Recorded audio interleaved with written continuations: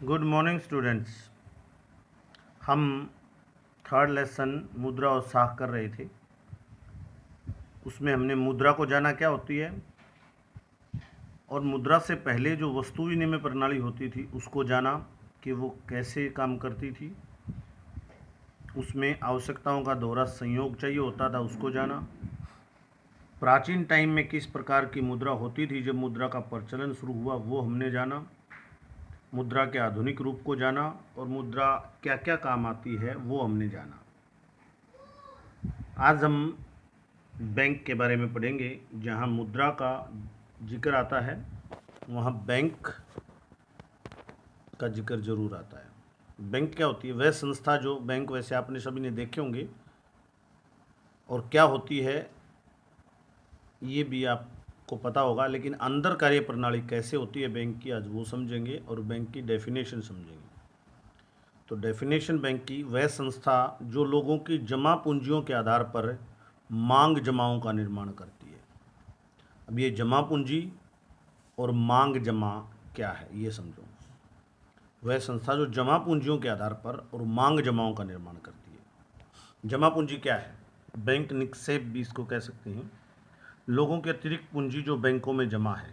अतिरिक्त मतलब जो हमारे खर्च के लिए है वो तो हम रखते हैं अपनी इनकम में से, लेकिन जो एक्स्ट्रा है वो हम जमा कर लेते हैं भविष्य के किसी खर्चे के लिए।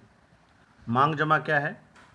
मांग जमा को मुद्रा समझा जाता है क्योंकि इस सुविधा का प्रयोग बिना नकद मुद्रा के हम वस्तुएं खरीद या बेच सकते हैं। मांग जमा क्या है कि बिना मुद्रा का प्रयोग किए ही, अभी तो जो बिना मुद्रा का प्रयोग किए हम ऑनलाइन ट्रांजैक्शन करते हैं, नेट का ज़माना है, लेकिन ये तब की बातें हैं जब नेट नहीं था तो भी हम बिना मुद्रा का प्रयोग किए करते थे चेक से। चेक क्या है वो आगे समझेंगे। पहले बैंक की कार्य प्रणाली, बैंक निक्षेप और बैंक जमा, मांग जमा, इसको समझो। बैंक किस प्रकार कार्य करते हैं? हम पैसे बैंक में जमा कराते हैं और बैंक हमें उसका ब्याज भी देता है, ब्याज समेत राशि देता है। तो आपने कभी सोचा कि बैंक वो पैसे का करता क्या है और हमें ब्याज कहाँ से देता है? बैंक जो है उस पैसे को आगे ब्याज पर दे देता है लोगों को। हम बैंक से लोन भी ले सकते हैं, ब्याज पे पैसा भी लेते हैं। तो जैसे हम जमा करते हैं ऐसे ही लोग लोन भी लेते हैं, ब्याज पे पैसा भी लेते हैं। तो वो जो लोन है उसका जो ब्याज है वो ज़्यादा होता है और हमारा जो ब्याज है वो कम होता है।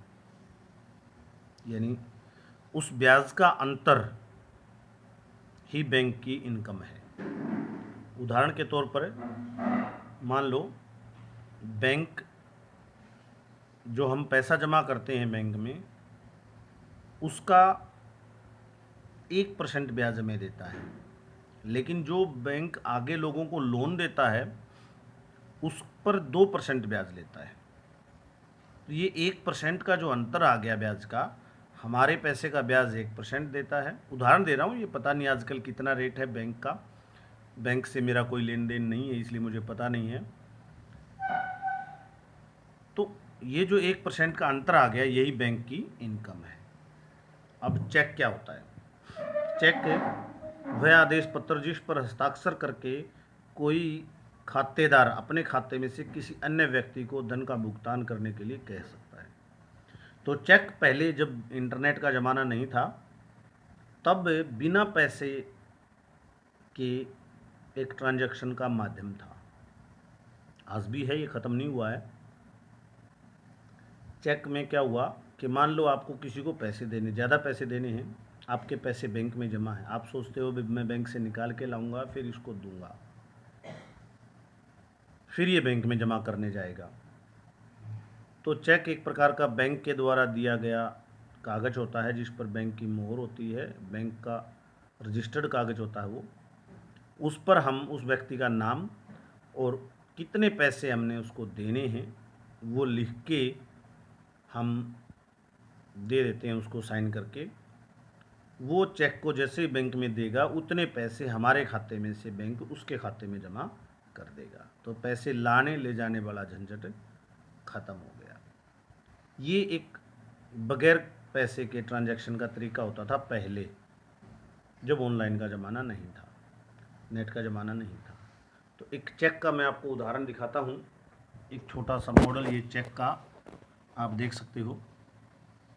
ये नाम है प्रेम कुमार, जिसको पैसे देने हैं। ये जिसने देने हैं, जिसका चेक है, उसका है ये नाम। ये उसके साइन है, मिस्टर साहिल है कि साहिन है। तो इन्होंने प्रेम कुमार को पैसे देने हैं। तो ये चेक बुक देता है बैंक, उसके पास अपनी चेक बुक होती है, चेक का नंबर होता है, इस नंबर के हिसाब से चेक काम चलता है। तो उसने ऊपर प्रेम कुमार का नाम लिखा, पैसे लिखे कितने हैं 57,000 और साइन करके दे दिए कि भाई 57,000 पैसे मेरे खाते में से प्रेम कुमार को नकद चाहिए तो नकद ले जाएगा, अपने खाते में जमा करवाने तो उसके खाते में जमा कर दो। तो ऐसे होता था चेक द्वारा पहले लेन देन। अभी भी चेक चलते हैं, समाप्त नहीं हुए हैं। तो ये चेक और बैंक की कार्य प्रणाली। अब है साख। साख क्या चीज़ है? डेफिनेशन थोड़ी सी मुश्किल है लेकिन समझने में थोड़ा सा सिंपल है। डेफिनेशन देखो पहले, बैंकों द्वारा अपने पास जमा राशियों को मांग जमाओं के रूप में निर्मित करना साख कहलाता है। अपने पास जो जमा राशि है, बैंक, साधारण शब्दों में समझो पहले साख। जैसे हम गांव में अक्सर इस शब्द का प्रयोग करते हैं, त्रि तो कोई साख नहीं है, त्रि के साख है। यानी मैं किसी के पास पैसे लेने जाऊं, मुझे कोई पैसा नहीं दे, यानी कि मेरी साख नहीं है गांव में। और आप लेने जाओ, आपको कितने ही पैसे कोई बगैर पूछे दे दे। आपने 10 लाख मांगे, 10 लाख भी अगला दे दे, ले जा, ये आपकी साख है। तो बैंक में कैसे साख काम करती है? बैंक जो बैंक में जमा पैसा है उस पर भी लोन देता है,